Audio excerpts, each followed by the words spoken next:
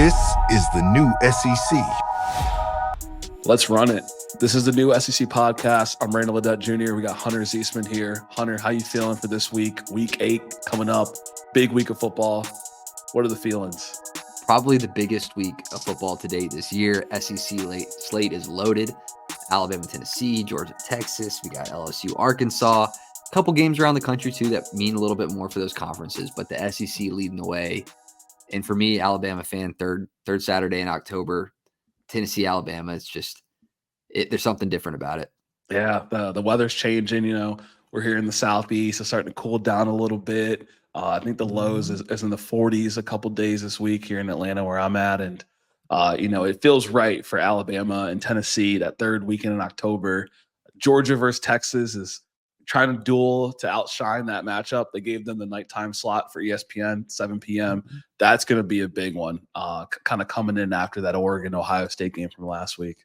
Yeah. A couple big matchups, like Georgia now with two pretty high marquee matchups on the season. They still have Ole Miss down the road, but that's a huge game. I'm going to be tied. Have to double screen it with LSU and Arkansas. Yeah. The night games around this time of year are solid.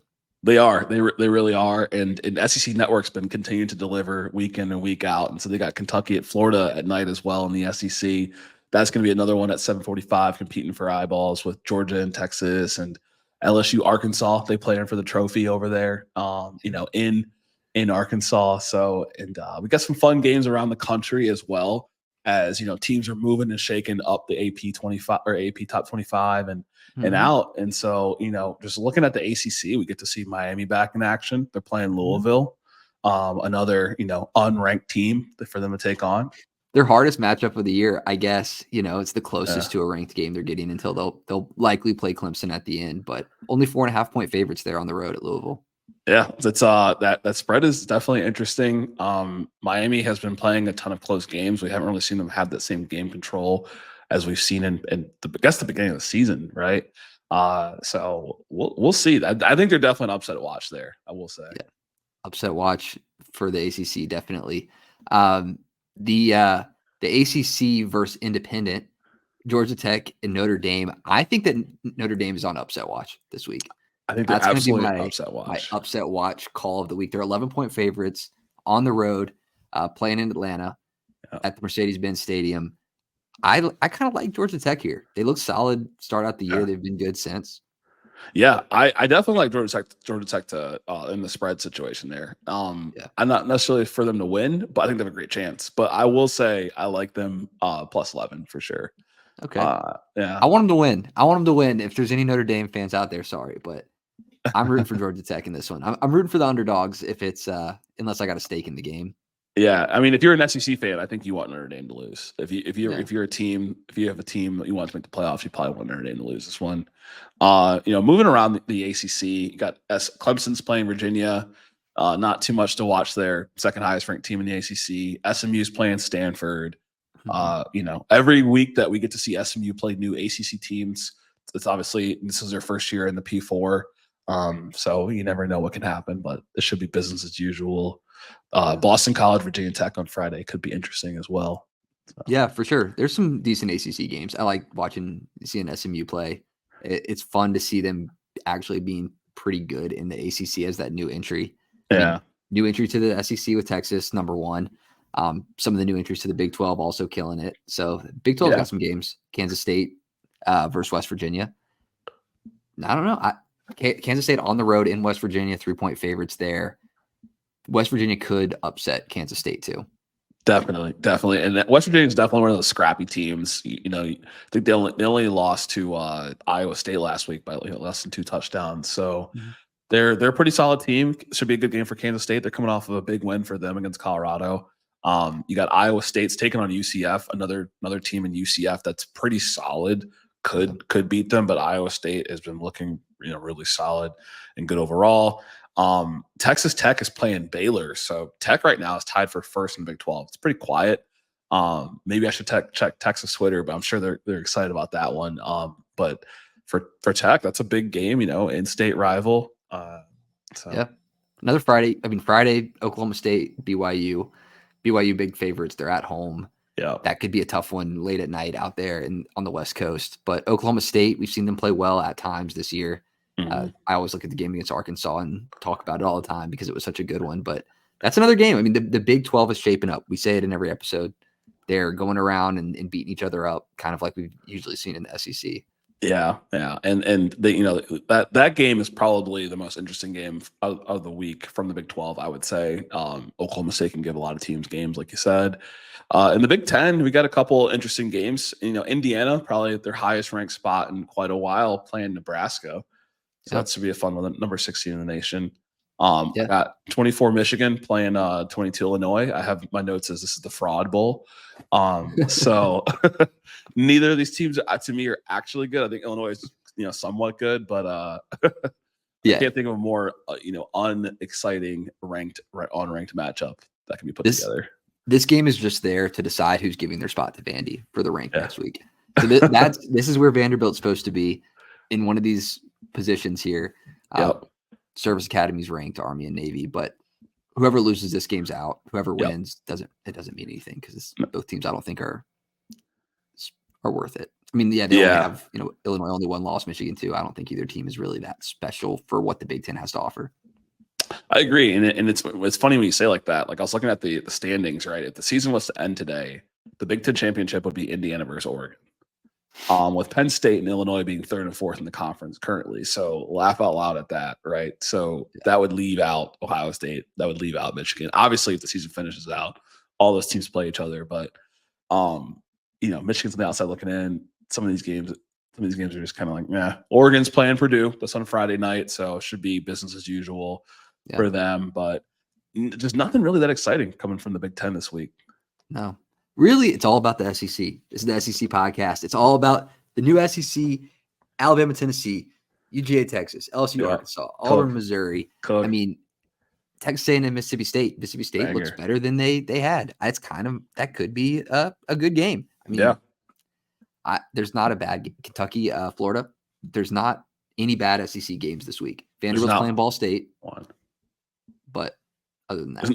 There's not one. There's not one bad game. And there's some interesting games, some intriguing games around the country, but the SEC is hands down delivering must-watch content this week, and so I'm excited to watch that. Talking about the SEC, let's just go straight to it. We got a ton of great games this week. Really, starting off with Georgia versus Texas should be a super fun game. It's going to be in Austin, Texas, F1 weekend. This is Texas's really, I would say, official first SEC game. Yeah. This feels like their first test for the year because you only play the guy in front of you, but okay, they beat up on Michigan, who for all intents and purposes is not that great. And then they play Oklahoma, who is also a newcomer to the SEC. They beat Mississippi State, bottom of the SEC. I think this Georgia team is something that they haven't seen yet in the competition this year and could give them a game. Now, 3.5 point favorites, Texas is at home at night, but I don't think this is really a spot you want to be in as a Georgia fan. You have a couple tough games this year. You already lost one to Alabama. Now you got Georgia, you got Ole Miss down the road. If you're a Georgia fan, how do you feel coming into this game knowing that Texas is number one? Are you scared or do you think your Georgia teams can hang? I think if you're a realistic Georgia fan, you're a little bit concerned. This is the first season where you've had to kind of feel and wonder if this team can play up to the top competition because Georgia was the top dog. They'd only lost 3 or 4 games the past couple seasons. And they've always looked extra dominant. Most teams couldn't even get within 7 to 14 points. But this year they've looked vulnerable. They've looked vulnerable in the passing game. The rushing game is bottom 5 in the conference right now when it comes to yards per game. And the defense of late has not been looking as impressive. So you feel a little bit vulnerable. I think you feel more vulnerable just given the Alabama loss, right? If you were undefeated right now, you have a mulligan if you drop this game. But I think you're feeling a little bit more concerned with what you got around you, just given what you've seen and given how dominant Texas has looked. It's more about Texas and less about Georgia to me in some ways. Yeah. So hitting on the Georgia side of the ball, I think this Georgia team has everything that they need to be the number one team. I think that they have everything that they need to do to win this game, but they haven't put it together completely yet. So the Kentucky game close. They didn't play it to their best. Alabama game, they turned it on late, but it was too late. Yep. This Texas team isn't going to give you that opportunity. If they start pulling away, I think that's it. Yeah. The Mississippi State game last week was way closer than it needed to be. And a lot of these mistakes are coming at Carson Beck's early decision-making that he then writes at the end of the game. So I think this Georgia team is as good as he plays. And in big games, he seems to do all right. So I think that this could be an opportunity for them to show that they could get started early. The weapons are going to need to show out and make some plays, though. Yeah. And they're going to need to do some things that a lot of teams have not been able to do a lot this week, which is, create turnovers against Texas's offense, right? Quinn Ewers, I think he had one turnover last week, but in general has looked pretty efficient this season. Has done a good job protecting the football. This running game with Jaden Blue's been able to look pretty positive, but it's Georgia to me. I agree with you on the Carson Beck side. It rides with him playing at his height. We've talked about some of the easy interceptions he's thrown, but we've also seen throws where you're like, oh, okay, that's the first round grade quarterback that we've been talking about all offseason. That's what we come to expect, right? He's helping raise the ceiling of guys like Dominic Lovett and Dylan Bell and Colby Young, right? Not in this game for Colby, but for Dominic Lovett. Dominic Lovett and for Dylan Bell, he's raising the ceiling of these guys, and I do think Georgia has all those pieces offensively to take it to a team. So it'll be interesting to see what this Texas defense could do against a high-powered offense like this, right? You talked about it in the recap. Texas really hasn't had to really face a big explosive offense. They played mostly backups. Yeah. Some that last name, resembles ass. Yeah. They ULM General Booty. Yeah. They haven't seen anything like this. Last week, the defense helped the offense through their slow start. The score at the end of the Oklahoma-Texas game, you would have thought that Texas dominated the whole way through, but they really came out kind of flat offensively. Quinn Ewers had the interception out the gate. They struggled to get started early. Their defense kept giving them the ball back. This Georgia team is not Oklahoma offensively. They're considerably better. They have better weapons. They have a better quarterback. They have decent running backs. They will be missing their power back, Branson Robinson, for this game, who's been good around the goal line. But for what it's worth, I think this Georgia team is they are the best team this Texas team has played. Now, Texas hasn't showed a whole lot of weakness this year. I said that in the recap episode, our previous one, that until I see someone really test Texas, it's hard to know where the weakness is for this team. And it is pressuring the quarterback, maybe getting some turnovers, but the defense is playing well also. So in this game, Georgia has a lot to play for. Texas loses this game, it's not over for them. Georgia loses this game, they're starting to feel that heat of where do we fit in this playoff picture. I think this is the SEC powerhouse game, and it means a lot to both teams. I definitely agree with you, right? And I feel like we're kind of wrapping up here a little bit, but I don't think we would do this preview justice if we didn't talk about Texas's defense, right? We've talked about Texas's offense. This Texas defense right now, if you listen to the power rankings, is top 3 in the conference. It's one of the top in the nation. And they have played who they've played. And so that's where this is going to be Georgia's best defense they've gone against. And with the offense, who has all the weapons, the key to the game for them offensively is getting more production out of the run game, and really getting Dominic Lovett warm and getting him ready to kind of have a big game and advance the ball on these third downs when we think about how they can win this game. Yeah, absolutely. No, the Texas defense is stellar. They've been playing well. Georgia defense has shown some weak spots. They've shown bright spots as well. I think Texas just overall right now is more consistent. So if we're looking at keys to the game for Georgia, I think you need to have some consistency on the offense early. You can't come back in this game. You need to start at the same way you want to finish. That's just sports talk right there. Just come out strong. But on the other side of the ball, if you're Texas, take care of the ball on offense. They had the ball security issues in a couple games. It hasn't hurt them because of the level of competition that they're playing. This Georgia team will capitalize on that if you let it get to that point. Alabama was not turning the ball over to Georgia, and that is what helped them in this game to get to that point where, if you fumble the ball a couple times, give Georgia a short field, it could get away. But Texas 3.5 point favorites. What's your call? Yeah, I agree with the majority of your points. Especially that first point. Georgia got to get the offense going early. Didn't really see that against Bama. Didn't really see that against some of the other teams they've played this season. So that'll be a key if they want to establish momentum. My prediction in this game, I got Texas. Them boys in orange. Texas is back.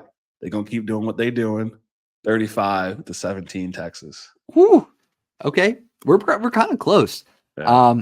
I got Texas big as well, 37-24. I think that it is a slower start for Georgia, unfortunately for them, and they're fighting from behind for the rest of the season. Texas just looks too strong right now for me. Yeah, I agree. I definitely agree with you.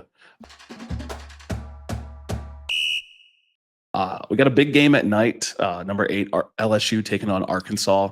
They're traveling to Arkansas. This game every year is played for a trophy. If my notes serve me correct, it's a 2.5-point favorite for LSU. The over is 55.5. And LSU is coming off of an electric win where they didn't lead for at any point in the game until the end. So crazy. What are your thoughts coming out of this game with Arkansas also coming off of a big win post-bye? Yeah, I mean, so when we were talking about Georgia and Texas, even a team that loses in this game is still kind of looking at the playoff picture. This is one of those games that I think is huge for the playoff implications on that fringe team. LSU, if they lose this game, they're starting to maybe not have their footing for a playoff bid. Yeah. But this team could give LSU a fit depending on what Arkansas team shows up. Yeah. If the right Arkansas team shows up, this could be a tough one for LSU. And I think maybe not for the reasons that some people would think. This LSU offensive line right now is playing stellar. So Arkansas is going to have to figure out some ways around that. And that, I think, is the story of this game, is how do you put some pressure on Nussmeier if you can't get to him? Yeah, and we saw the blueprint of putting pressure on Nussmeier from South Carolina, and we talked about their pass rush, and I'm sure that Arkansas and Travis Williams is watching that film with his team of how those guys can look like that. But that's a major key in this game, right? Like, how do you disrupt Nussmeier? We saw it in the last game in the first half, and just kind of seeing him try to warm up because he's a major key for them. It's also going to be for LSU. Like, let's get some resemblance of a running game. The days of Leonard Fournette seem long gone, and it's going to be a major part to controlling the tempo in this game and being able to control possession, because this Arkansas offense, while it's streaky, Taylor Green is a top 5 quarterback in the SEC from a yards perspective, right? And he can do some things alongside Jaquindon Jackson, where if LSU is not maintaining the possession for a long period of time, so Arkansas offense has proven to have the ability to score when it matters. Yeah. Right now, Taylor Green expected to play in the game off of that bone bruise in their last game that they played. If he doesn't play, throw everything I say away. Arkansas is going to lose the game if he doesn't play. But if he plays, which he's expected to play, LSU defense, aside from last game, is kind of bottom of the SEC in stopping the pass and stopping the rush. They haven't looked good at really holding teams back. They just had an offense that was able to keep up. I think that if Jaquindon Jackson and Taylor Green can do their running tandem duo, they can evade the pass rush. Yeah. Taylor Green, great improviser, scrambling it from sacks, making plays downfield. It could be some luck here and there that's required for that. If that happens, then it's going to look more like that LSU South Carolina game or Arkansas Oklahoma State, where it's a bit of a shootout, 60+ points, which is what I think is going to happen in this game if Arkansas's offense fires. Absolutely. And you talked about it, right? Like, you just can't give Arkansas hope. I have to imagine this season's been kind of fun for Arkansas fans, right? It's been all offseason, you're talking about Sam Pittman. Do we keep him? Do we not? And right now you're sitting around 3-3, and you're still kind of having fun though. You're beating teams like Tennessee. You're in games with Oklahoma State. You're beating some teams like Auburn, where it's not Auburn's best year, but it's still Auburn, right? It's a quality win. And in every game you're in, every game you're playing, you feel like you're in. And this is so it's a competitive Arkansas team that has a really good shot to win this game. When you have defenders like TJ Metcalf who can cause disruptions in the passing game, and you got guys like we talked about with Jaquindon Jackson in the rushing game, who are able to break out and have bigger games and always find a way to touch pay dirt, it makes the games interesting. Yeah, it does. And I'm glad you brought up TJ Metcalf, because it brings up a good point about what this Arkansas defense has done well in games prior to this. When they played Tennessee, they made Nico really uncomfortable because they brought in a 6th DB often. Yeah. In a team like LSU right now, so two sides, they're throwing 65% of the time, and they're one of the best teams in the country at preventing sacks. Fourth best in the nation, only 0.4 sacks given up per game.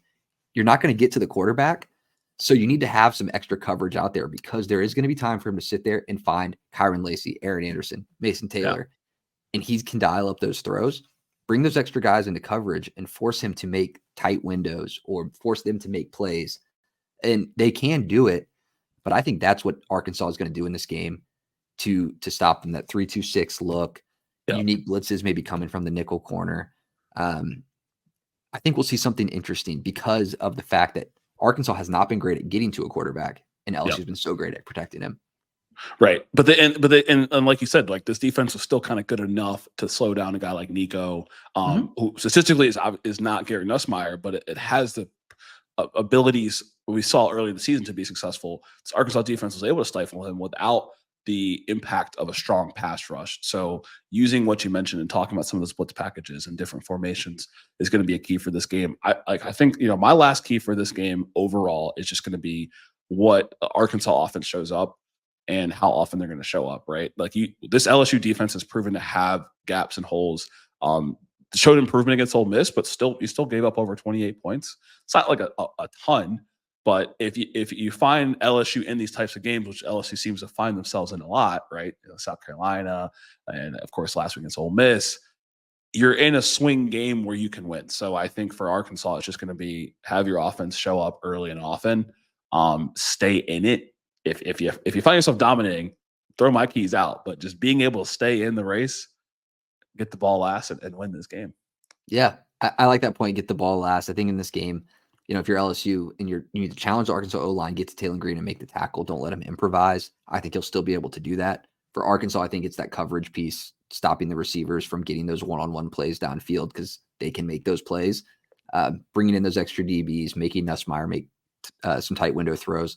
I think this is a game where the team who loses is the one who commits, who loses the turnover battle, commits maybe 1-2 turnovers on the game. I see it coming by way of a one-dimensional LSU team that cannot run, required to throw the ball majority of the game, commits a turnover. Arkansas wins at home 33-30. Ooh, going Woo Pig Suey Nation. Woo Pig. Okay. It could go either way. Of course. They're a little one-dimensional for me right now against this Arkansas team. Okay. I'm going with those LSU Tigers. Momentum's on their side. Things are heating up in Baton Rouge. This game's in Arkansas, but it's not gonna. I don't think it's gonna be pretty per se. I think Gary Nussmeier does throw an interception, but I believe they find a way to win this game 35-31. Go Tigers. Okay. And so we got the game. Number 7 Alabama at 11 Tennessee. We're filming this right now on Tuesday, and I think this day 2 years ago, Tennessee took down Alabama, if I'm not mistaken. But it's a new day, it's a new week, it's a new year, it's a new SEC podcast, and we got a big one. So, what are your thoughts on this game, and what should the headline be here? Yeah, it's third Saturday in October. It's the game. No matter what, it will be on the calendar, and they will be playing. 2 years ago, it was not fun for Alabama fans. I remember where I was that day. Last year, smoke them if you got them. Bring the cigars. So we'll see what happens this year. Alabama 3-point favorites on the road. And this is an Alabama team that right now just hasn't looked as dominant as people would expect them to be from the defensive side of the ball. LSU hasn't looked very good offensively. But now you flip it. Alabama's offense has looked phenomenal. And Tennessee's defense has looked great. So it's two very different sides of the ball playing against each other. So I think it makes for an interesting game that is kind of tough to get a read on. It really is a tough one to get a read on, and I feel like it's a game that we've come into in years past where it's like, Bama's going to crush them, or okay, this Tennessee team is different. They can hang with them toe to toe. And if you asked me 3 weeks ago what I thought about this game, I was like, these are two heavy hitting teams coming at it. Like this is going to be like the duel, right? Now they have number 7 on their name. Alabama lost to Vanderbilt, and Tennessee, they got a loss, a couple weeks ago against Arkansas. These are still two strong teams. Yes. The major strong points for each team is going to be, like you said, Alabama's offense. Throw away last week's game with Jalen Milroe. We get mulligans, right? Guys get to have bad games. This Alabama offense is extremely high powered. It's top 5 in the conference in scoring. We don't talk enough about the rushing game with Justice Haynes and Jam Miller, who are very efficient. And then for Tennessee, this defense is top 5 in the nation. So they just got the blueprint from South Carolina on what to do. And it'll be interesting to see kind of what they do with their weapons, obviously minus Keenan Pili. Yeah. And that's where I think I want to take it is without Keenan Pili, defensive captain, linebacker, tackle leader for Tennessee, who's been so solid at run stopping. This is a game where we've heard it from the Alabama coaches in press conferences this week that they're looking to get those running backs more involved. They need some more touches. They're running hard. Milroe still running hard as he is. And now you have your roaming linebacker that's making those plays out. I think this is a game where Alabama's run game is going to step up a little bit because Tennessee is going to challenge them with the pass rush to complete passes downfield. Ryan Williams got locked down last week, and the offense seemed a little unsteady at moving the ball efficiently down the field. Tennessee is going to get pressure there before those plays develop. Right. The run game is going to be huge for Alabama in this one. It's going to be a massive piece for this game, and it's going to ultimately determine kind of how the game flows.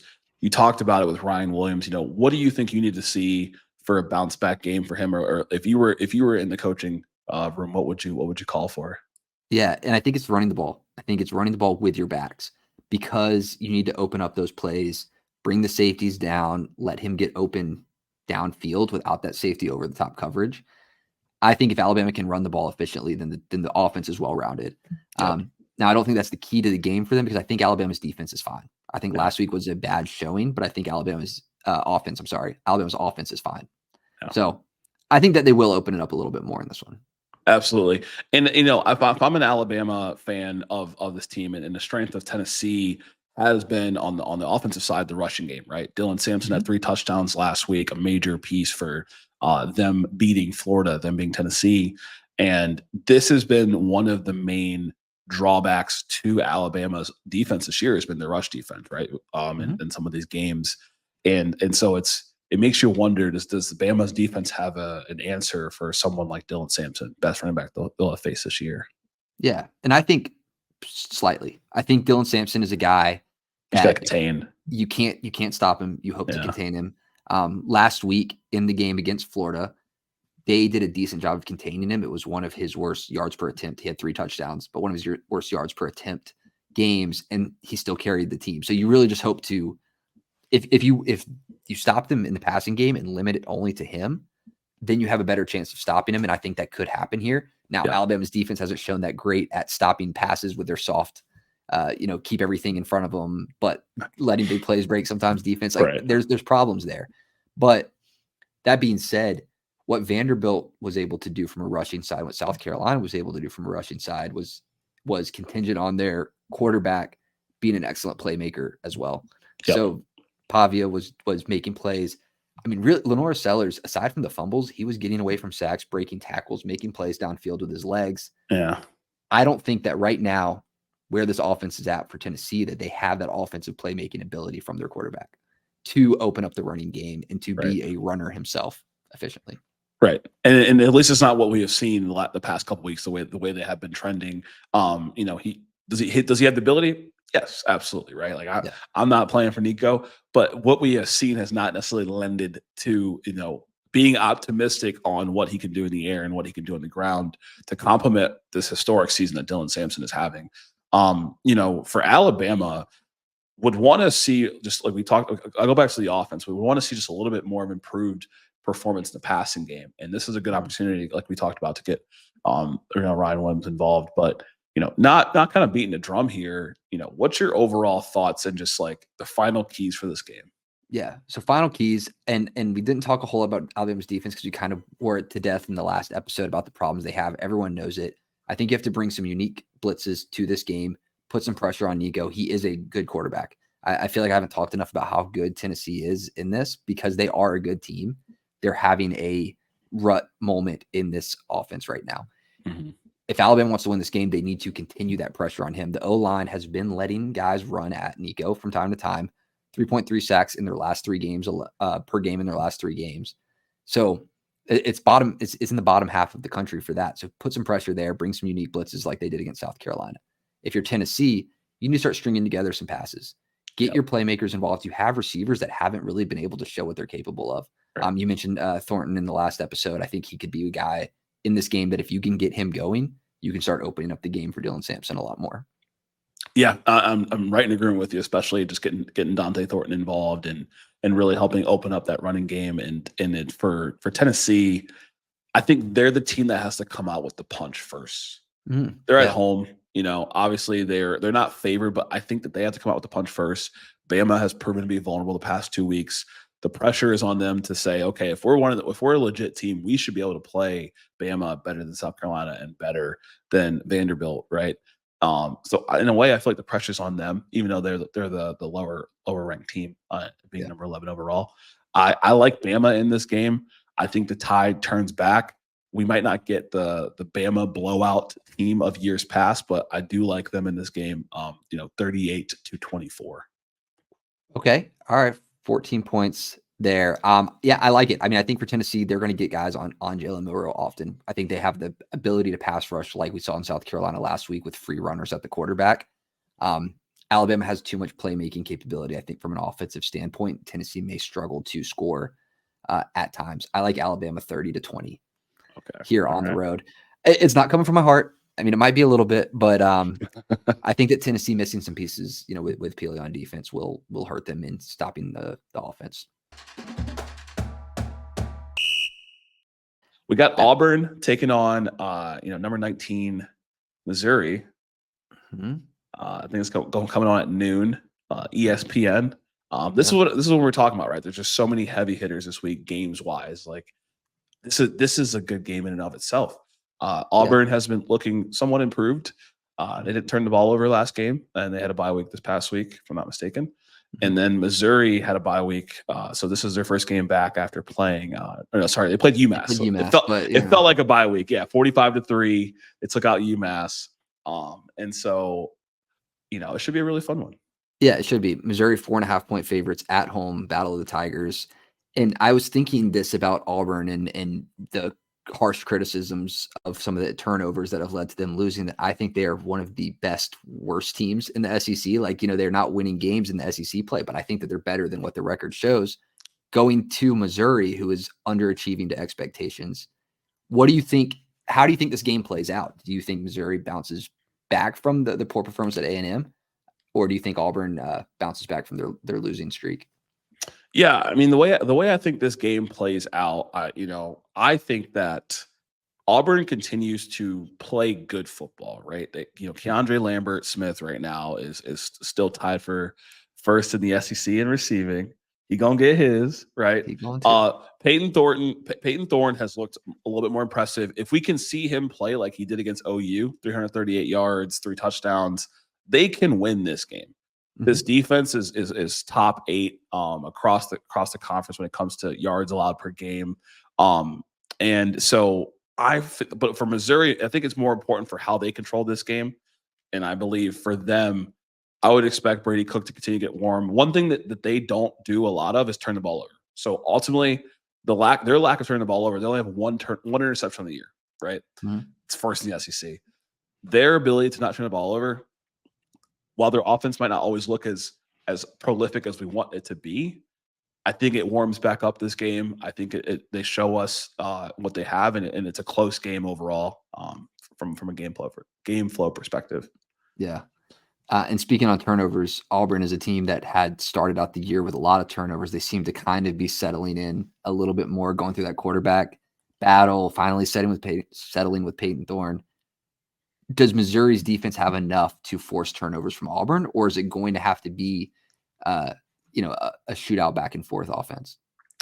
Based upon what we've seen, I don't think Missouri's defense has enough to kind of create those turnovers, right? Obviously, Auburn has not looked super impressive offensively from a turnover perspective, but they've played some pretty good defenses, right? They played Oklahoma, and they've played, other teams. Like Cal's defense is decent, right? We saw them slow down Pitt last week. And so Missouri's defense has been proven to be bend, don't break. Turnovers is not their strong suit. Like the stats point to it. And so I could see it playing out similar to like their game against Boston College. where it was a little bit of a shootout. I don't think that Auburn comes out and takes a touchdown or two lead early on, but I think they're able to hang around because it'll be drive, stop, score, long drive, field goal, right? I think it's more of that type of game versus big interception, take it back for 6, defensive domination. Haven't seen that from Missouri this season thus far. Yeah. And Auburn has been good on defense at stopping some of the big playmakers on other teams. Like, our offense will turn over the ball, but we'll get it back for them. I think Missouri right now is at a point where if they connect a little bit better, if Luther Burden and Brady Cook connect, if Theo Weiss and Brady Cook connect a little bit better, they're winning. They're performing a lot better. There's a couple drops here and there, a couple miscommunications. They're settling into the year. I think that should improve the further the year goes on. I think Auburn's getting better. So these are two teams that are on the rise that have had bad performances in the past, in my mind.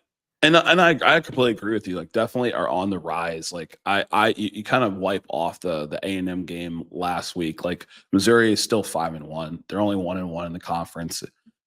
Outside the A&M game, they'd be 1-0. Like, they looked really impressive against UMass last week.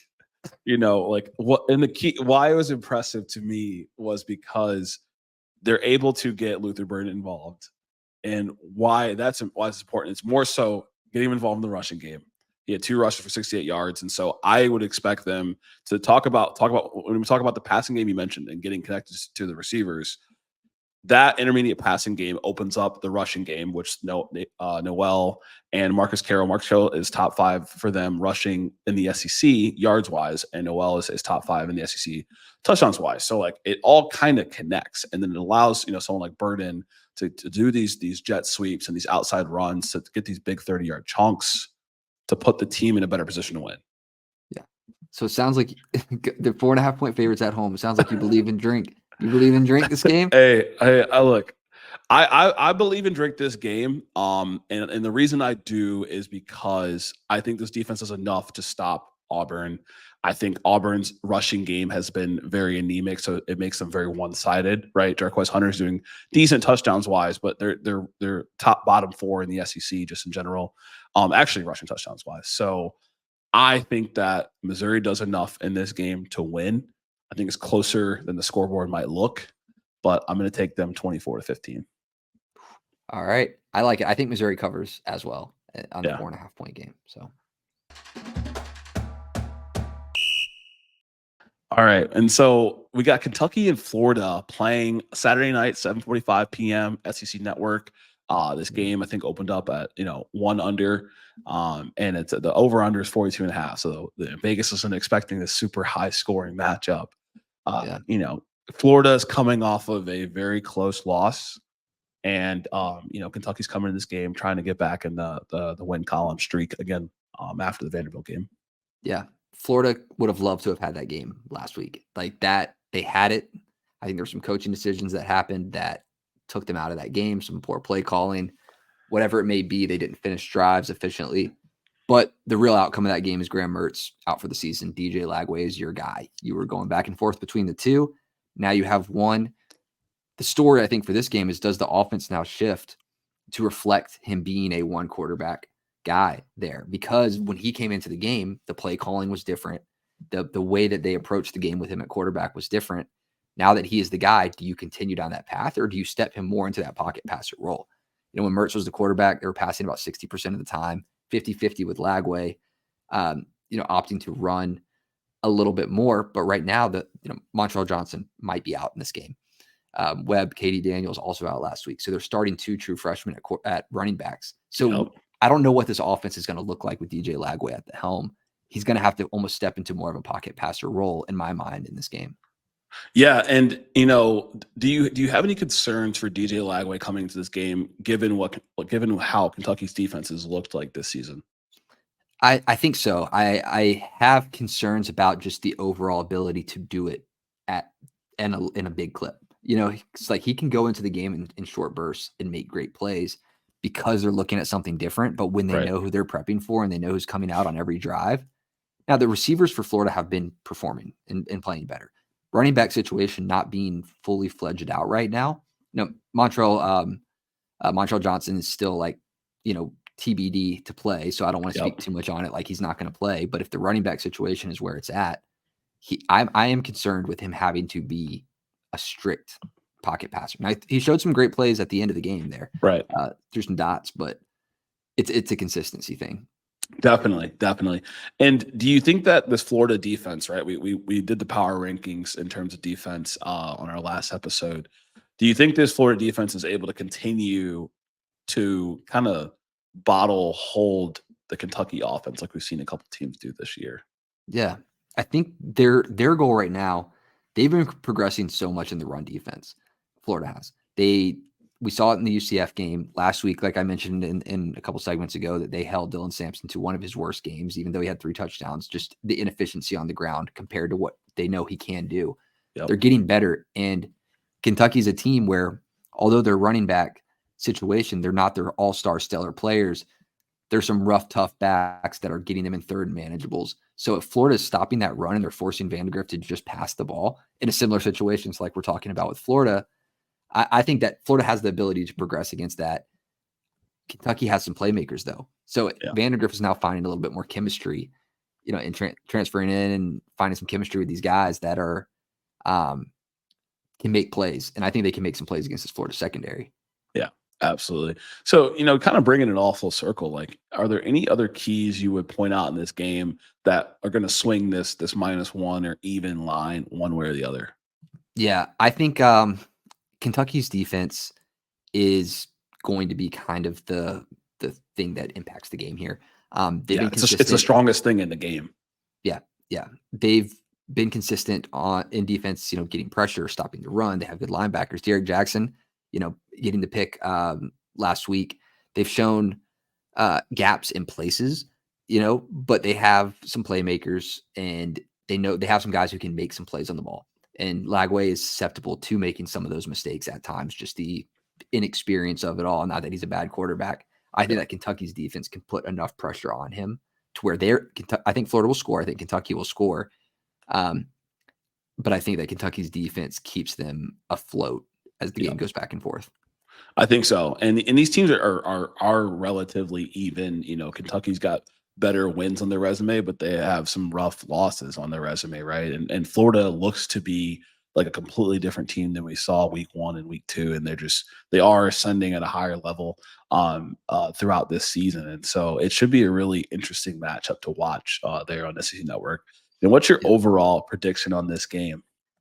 I like, both teams coming off of a loss. I like Kentucky bouncing back from the disappointing loss to Vanderbilt, taking the game in the swamp, 27-23. I think the over hits on the game. I think that the defenses that they're expecting to see in this game, it's getting later in the year. I think there may be some ways to get some points. 27-23, Kentucky. 27-23. Okay, I like it. Hey, I'm going classic Lil Wayne. Go DJ. That's my DJ. I got Florida, taking this thing 28-21.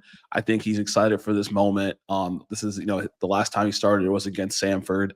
Much different type of opponent, but he showed out. I think that, this is going to be the worst he will ever be as a collegiate quarterback, and he's pretty damn good. So I'm going with DJ Lagway in Florida in the swamp. All right. Yeah. We will be watching that one. Second TV, maybe. But we'll be watching.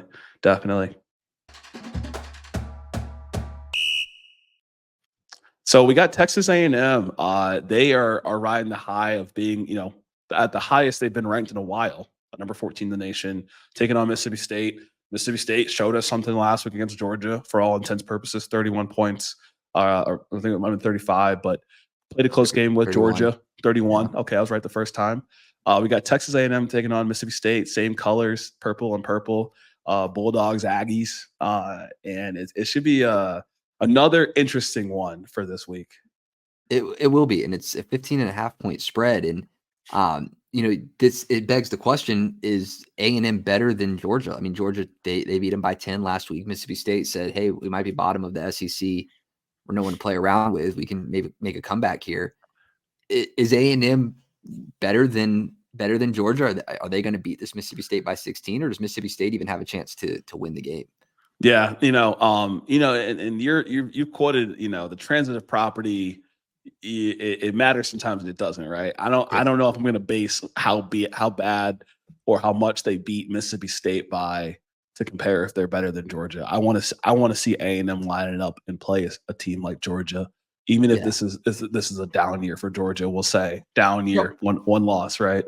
yeah. From a performance standpoint, I guess, like Yeah, who could perform better against this Mississippi State team? And I think from yeah. a Mississippi State's issues being the rushing defense, I think maybe there is opportunity for A&M because they have been able to run the ball a little bit. And now that they have Connor Wegman back, they're pretty dangerous. Especially, yeah, definitely with Connor Wegman back, they look pretty dangerous. They can do a lot more in the air. And it seems like we just forgot about Marcel Reed because Connor Wegman came in against Missouri and beat A, as I always say.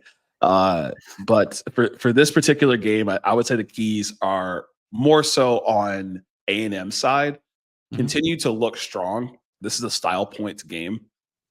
Come out strong, dominate this defense, led by Nick Scorton, create some pressure on this freshman quarterback. Don't let them feel like they have a chance. They got Johnny Fields cooking last week, Mississippi State, the rushing game, and showed that these guys, that they're practicing hard all week and they want to play football. Every game they're playing up. So there's nothing for them to lose. And so you just don't want to give a team like Mississippi State hope or have them hang around. And so that's a key for the game for me. Another key for A&M is getting Le'Veon Moss involved early and often, getting him involved in the air, just getting him consistent touches. This Mississippi State defense has proven to be one of the worst defenses in the SEC. They've lost to a G5 team this season in Toledo, if I'm not mistaken, or Kent State. And so that's where A&M has to kind of show that they can overpower this team on the ground and beat them in the trenches to take the win. Yeah. So is there an opportunity for Mississippi State to win the game? What needs to go wrong for A&M and what needs to go right for Mississippi State maybe for this to happen? They're at home. Like they want to win. Yeah. So Yeah, I think what would have to go wrong for A&M is really going to be on the offensive side, right? Like I think if the offense is stuttering and stammering and getting stopped, whether it's because there's a fumble forced or Connor Wegman turns the ball over one or two times and they can't start to build momentum. Now you give Mississippi State more chances to score. This is where Michael Van Buren proved last week he's able to kind of get warmed up, right? Like last week we saw it against Georgia where they forced a turnover and Mississippi State was able to capitalize. And the way that they were stopping Georgia's offense, who's supposed to be high power with Nate Frazier and Trevor Etienne, gave Mississippi State more opportunities on the offense to be able to score. And so I think that the key for Mississippi State to have a chance to win this game is not letting Connor Wegman get in rhythm, forcing turnovers, and being able to capitalize on that. If it's just pure, shootout, they don't have a chance. you're not going to win in the shootout. You're not going to win. Yeah. There's no chance. I mean, yeah, they put it down on Missouri. I think that they have the opportunity to do that again here against Mississippi State. Now, Mississippi State performed last week, but that could have been anything. Right. So A&M 15.5-point favorites. I know you like them to win the game. What's your call on the score? Yeah, really great point. So overall, I would say my call on this score is going to be 28-7 Texas A&M. I think they put a good hold on this offense. I think that the Texas A&M's offense does enough. We got to get used to A&M dominating teams, right? Like 41-10, that was super impressive. They can do it again. We start having the discussion of A&M or LSU, being one of the third or fourth best teams in the SEC. But this week I got them 28-7. So domination on the defense. Offense looks proficient. Okay. Give me A&M 38-13. I think Okay. Mississippi State moves the ball a little bit here and there and picks up some field goals. Okay. All right. Kicker's getting some work in. Yeah. Right? Hey, somebody's got to score. Someone's got to score. We got another great game. South Carolina is taking on Oklahoma. I love these matchups, right? Oklahoma's first time playing South Carolina, I would imagine in a long time. And every week it's a new slate for Oklahoma. You ain't playing West Virginia. You ain't playing Oklahoma State. You ain't playing Houston. This is the SEC, one of the best pass rushes. It should be a really fun one. So, Hunter, what are your thoughts on this game? Yeah, it's two of the premier defenses in the SEC with that have underperforming offenses on the other side of the ball. So both sides, they have a similar setup. I think South Carolina's offense looks better than Oklahoma's offense, not because of talent, but because of the injuries to Oklahoma. They're still trying to figure out their plan with the new quarterback, fighting off the injuries, starting like wide receiver 6 through 8 right now. Yeah. Probably holding Deion tryouts Burks, on campus. right? I want to talk a little bit about Deion Burks in a second, but if they can get him back, that would be a huge help to this game. Still a game time decision. South Carolina's offense, they're showing glimpses of star power from Lenore Sellers that just seems to be overshadowed by turnovers and taking sacks. So he'll make a great play, and then he had the one like last week where he threw the ball off his own helmet for a turnover. So the lopsided stat of this game: Oklahoma 14 forced turnovers on the year from the defensive side. South Carolina offense 12 turnovers on the year. So that just before paints the picture of kind of the lopsidedness of where this game could go. Dive into it more, but I think that might paint a picture here. Yeah, and when you talk about the turnovers, is there a team that you think has a better chance to force more turnovers in this game, or is it going to kind of be an even? I fumble and then they give the ball back a couple plays later. What are your thoughts there? Well, I think Oklahoma's defense is going to get some turnovers in this game. I think Oklahoma's defense has extremely deceptive looks defensively. Venables is great at doing that, and that's why they won the Auburn game, is forcing a guy. I don't want to call him Peyton Thorne a veteran, like he's, some all-star, but, a guy who's not a freshman rookie quarterback and forcing him to throw a ball that lost them the game into a deceptive coverage. You get a guy like Hawkins who doesn't have that game experience in reading defenses. He could be great at it, but you show a look like that, have a great pass rush. You got these linebackers that are great at Oklahoma. I think, not Hawkins, sorry, Lenore Sellers. I think you force him to make some poor decisions. Definitely. And I think, another key for this game when I'm looking at it is for Sellers and for this offense, getting Raheem Sanders involved. Last week, he only had about 68 yards. The previous week, he was, rushing way more efficiently. And he's been a big piece of that two-headed monster when it comes to this rushing offense, which is a key for South Carolina to drive momentum in some of these games. Obviously, this Oklahoma defense is going to pose a really strong test to that rushing game, but it's shown that there is some rushing opportunities in past games. Yeah, they're going to have to be varied in their play calling. They're going to have to get different guys involved. I mean, they have more players offensively at South Carolina at this point. I mean, Nick Harbor, great play last week against Alabama. They have Raheem Sanders, who when healthy is incredible. Lenore Sellers, like I mentioned, glimpses of just incredibly positive play. If he doesn't turn the ball over, then they're solid. Now, Oklahoma's offense, versus South Carolina's defense is a different story. Oklahoma's offense is extremely conservative. They're failing to make plays downfield. They haven't had a quarterback pass for over 200 yards in a game. They're 26% on third down. They're one of the bottom offenses in the country. Yeah. South Carolina's defense is no one to play around with either. So I don't want to make excuses for Oklahoma, but the injuries have been a piece of this. Deion Burks eyeing his return. I think he could be the make or break on this game. It's the wide receiver separation for Oklahoma that will win them this game if they win. If they can do that. If they can do that. And for Lenore Sellers, he doesn't have to be as good as Michael Hawkins because he has that defense as his safety blanket who can force turnovers, who can potentially convert those for points. Like Hawkins has to be the better quarterback in this game. He has to make do with what is available for this team to have a shot to win the game, just based upon the offensive performance. Yeah, I mean, like I said with the receivers, he's just not going to have guys that are as apt at getting separation as South Carolina will have. Neither have like stellar playmakers, but Oklahoma's really reaching down the depth chart. If South Carolina, Deion Burks, I keep talking about him, but I really like him in this game. He's, their slot receiver. He's going up against Jalen Kilgore, who is the nickel corner at South Carolina. And that's going to be the matchup of the day if he plays. Whoever wins that matchup is going to be huge for this team because having a good slot receiver for Oklahoma would open up the pass game for them a little bit with a good South Carolina pass rush. If they cannot, Michael Hawkins is going to be lost out there. No one to go to. It's definitely not a fun one for him in this game. And so, any other keys you have for this game? I know you talked about Oklahoma's offense. You talked about South Carolina's defense. We talked about South Carolina's offense. And we know how strong Oklahoma's defense is. Any other keys we're kind of missing this game? It is in Norman, right? Yeah. It is tough to play in Norman on a Saturday during the day. That's my difference maker, I think, in this one, and the ability for Oklahoma, what they've been able to do is give their guys back the ball, and they've been able to keep them in games. South Carolina's defense is great from the pass rush perspective. Oklahoma's defense, I think, will get some turnovers here. They'll give them a shorter field to score on. I don't think they're going to score often. I think it's going to be a low-scoring game. I like Oklahoma winning 17-13 in a defensive juggernaut battle. Yeah, is it defensive juggernaut battle or just battle of okay offenses?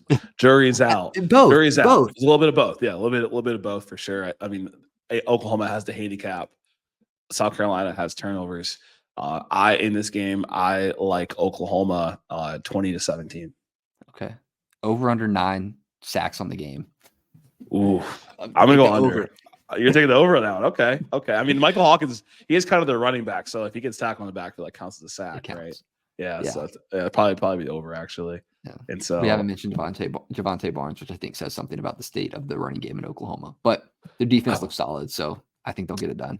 They'll get it done, right? They'll definitely figure it out. And so that wraps up our full recap of all the SEC games this week. We didn't cover Ball State Vanderbilt, but this should be a pretty quick, easy game for Vandy. And it's another big week in this conference, another opportunity to prove which teams are legit, whether it's LSU or Alabama. Tennessee is going to tell us a lot in terms of who is actually legit. Missouri has a chance to get back on the wagon to get into that top 15 ranking discussion, and it'll be another big week around the country. And so, Hunter, any closing thoughts? Best week right here of football. I think there's going to be some huge headlines to come out of this, whether Alabama wins or Tennessee wins, whether Georgia wins or Texas wins. The playoff picture hinges on this weekend. So catch us in the next one as we break down some of the headlines from this week. And there's no telling what they're going to be. They're going to be some really fun ones. And so if you like this, please follow, subscribe. This is a new SEC podcast. You can listen to us on Spotify, Apple Podcasts, YouTube here if you're watching it here. And so thank you once again for tuning in, and we'll catch you next time.